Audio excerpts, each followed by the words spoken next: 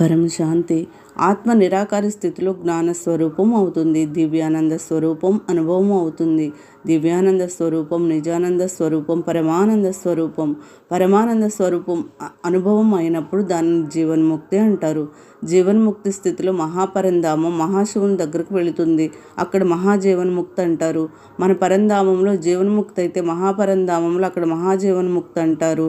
అలాగే యూనివర్స్లోకి పరమహాశివుని వద్దకు పరంధామం వెళితే పరమహాజీవన్ముక్తి, పరమహా అమర్లోకం, పరంధామం అమర్లోకం, మహాపరంధామం మహా అమర్లోకం, మహాపరంధామం మహా అమర్లోకం, ఇంకా పైన పరం మహా అమర్లోకం. మల్టీవర్స్ దాటి ఇంకా పైకి ఆల్మైటీ అథారిటీ ఉన్న చోటు ఉన్నతోన్నత పరంధామం వెళితే అది పర్మనెంట్ అమర్లోకం, పర్మనెంట్ జీవన్ముక్తి, బేహద్కి జీవన్ముక్తి అంటారు.